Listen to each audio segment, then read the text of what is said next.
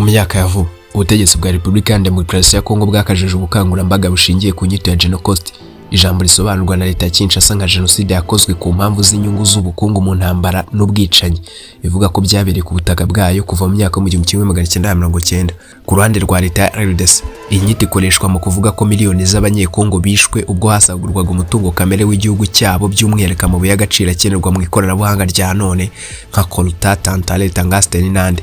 Leta ya RDC ivuga ko ibyo byago bikwiye kwitwa genocide kandi bikemerwa n'umuryango mpuzamahanga. Nubwo ari ikibazo kireba Kongo, igisobanuro cyayo kireba n'abaturanyi bari mu Rwanda rwo rubibona ukundi. Ruvuga ko genocide ari igikoresho cya politike kigamije kuyobya uburari ku bibazo by'imbere muri RDC, kwirengagiza uruhare rw'ubutegetsi bwa Kinshasa mu makimbirane amaze imyaka irenga 40 no kugerageza guhindura amateka ya genocide yakorewe abatutsi mu 1994 mu Rwanda. Iki kibazo cyafashe indi ntera mu gihe umubano w'u Rwanda na RDC ukomeje kuba mubi, by'umwihariko kubera ibibazo by'umutwe wa FDLR ukorera mu burasirazuba bwa RDC n'intambara ya FARDC na AFC M23. Mbaye ikaze ku muyoboro mari maka nimuha amateka agoretse agororoka, ukuri nyako nyuma mwabwiye mutabizi byose bijya habona. Mbaye ikaze kuri Mira Rwanda, isoko y'ibyegeranyo bishkumbuye n'amakuru agezweho kandi yizewe utasanga ahandi. Cye muri kumva aka kanya ndi Pene Muvandimwe, niba ari ubwa mbere dukurikiye turakwishimiye, nanone ikaze.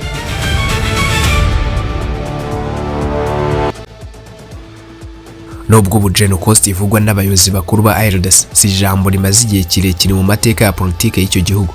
Byatangijwe muri 2013 i Londres n'abarwanashyaka muri Congress Action Youth Platform CAYP, nk'ihuriro ry'amagambo genocide na coste rigamije kuvuga genocide ngo yaba yarakozwe ku mpamvu z'ubukungu. Bahisemo tariki ya 2 Kanama ngo nk'umunsi wo kwibuka ibyaha byakorewe muri RDC kuva mu myaka 1990. Iyo tariki bayihuje n'itangira ry'umutwe wa Assemblée Congolaise pour la Démocratique LCD warwanyije ubutegetsi bwa Laurent Désiré Kabila mu 1998 mu ntambara ya kabiri ya Kongo. Icyakora no muri RDC ubwayo itariki n'ibihe genocide igomba guheraho ntibivugwaho rumwe.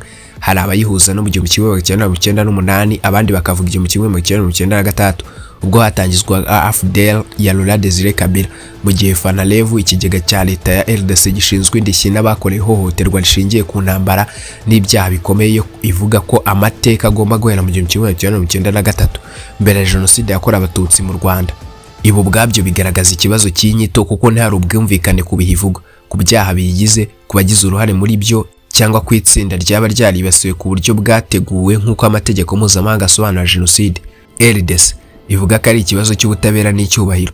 Ku ruhande rwa Kinshasa, genocide isobanurwa nk'urugamba rwo guha izina ububabare bw'abanyekongo bamaze imyaka bicwa, basambanywa, bakurwa mu byabo cyangwa bagezwe impunzi imbere mu gihugu cyabo.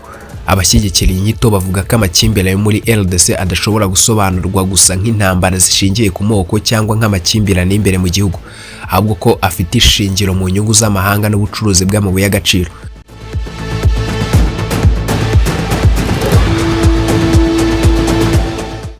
Muri 2023, nyuma y'uko genocide yinjijwe mu mategeko ya RDC binyuze mu itegeko ryo kwa 26 Ukuboza 2022 ryanashyizeho Fanalevu, Perezida Félix Antoine Tshisekedi yawe umuhango wa mbere wemewe na leta wo kuyibuka.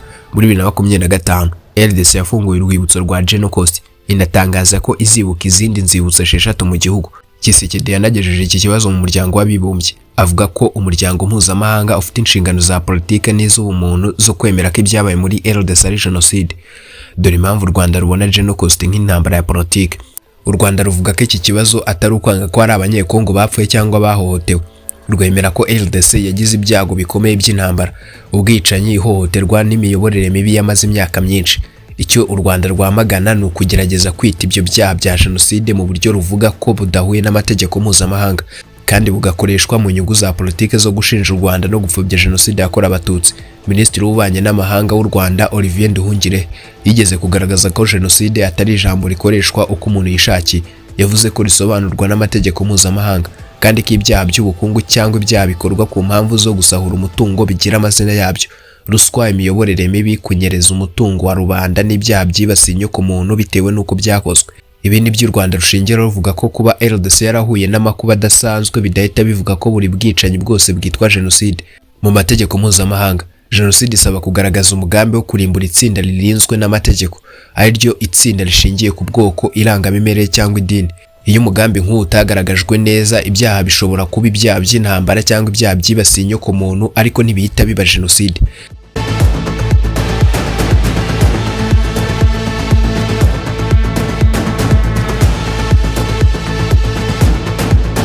Genocost ikoreshwa na Fonarev ifite imvugo ishyira icyaha ku bwoko. Fonarev isobanura ko Genocost nk'ubwicanyi bwakorewe abantu b'abanyekongo itegurwa n'abo yita abatutsi bo mu Rwanda, Uganda n'u Burundi. Iyi mvugo u Rwanda rukunze kugaragaza ko iteye akaga kuko ishobora guhindura ububabare bw'abaturage igikoresho cyo kubiba urwango rw'amoko. Iyo mvugo kandi iza mu gihe mu burasirazuba bwa RDC hakomeje kugaragara imvugo n'ibikorwa byibasira abanyekongo bavuga ikinyarwanda, by'umwihariko abatutsi mu bihe bitandukanye. Amashusho yagiye agaragaza abatutsi bicwa, batwikwa cyangwa bakorerwa ibikorwa by'urugomo bazira uko basa cyangwa uko bakekwa. Niyo mpamvu u Rwanda ruvuga ko ubutegetsi bwa RDC budakwiye kwigira abavugizi b'icyo bita jenoside mu gihe imbere mu gihugu hakiri imvugo n'ibikorwa bibangamira abatutsi n'abandi banyekongo bavuga ikinyarwanda. Umuvugizi w'ibiro by'umukuru w'igihugu Stephanie Nyombayire yigeze kuvuga ko ubutegetsi bwa Kinshasa buri guhimba jenoside kugira ngo buhishe inenge zabwo. Yavuze ko abanyekongo bapfuye mu myaka ishize n'abakomeje gupfa bazira imiyoborere mibi. Leta yananiwe kurinda abaturage, ahubwo abayobozi bashyira imbere inyungu zabo kurusha umutekano w'abaturage.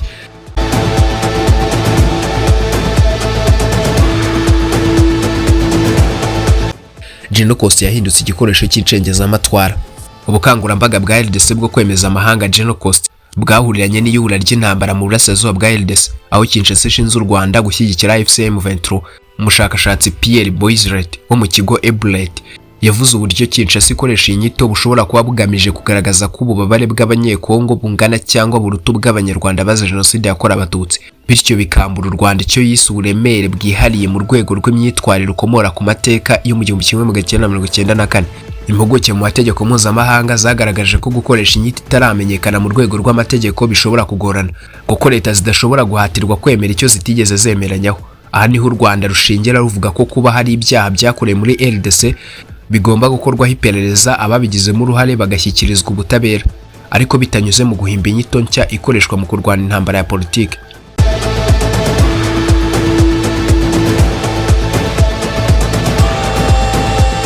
Hari abanyekongo batemeranya na leta.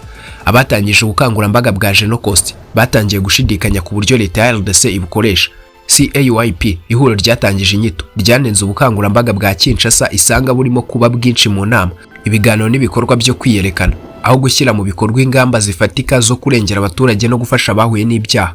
Hari n'abanenga Kinshasa bibaza uburyo leta ivuga ko iharanira ubutabera ku byaha by'intambara, ariko ikaba irimo abayobozi bavugwaho uruhare mu makimbirane ya kera. Urugero rutangwa ni urwa Jean Pierre Bemba uri mu butegetsi bwa Tshisekedi ariko wavuzwe mu mateka y'intambara ya kabiri ya Kongo.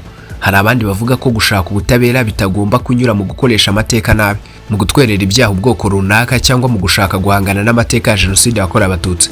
Jenoside yakorewe abatutsi ifite amateka, abagize uruhare mu mugambi, inyigisho z'urwango, inzego za leta zayishyize mu bikorwa n'ibyemezo by'inkiko mpuzamahanga byayemeje. Kuyigereranya n'inyito nshya itaramenyekana mu mategeko mpuzamahanga bishobora gufatwa nk'uburyo bwo kuyipfobya.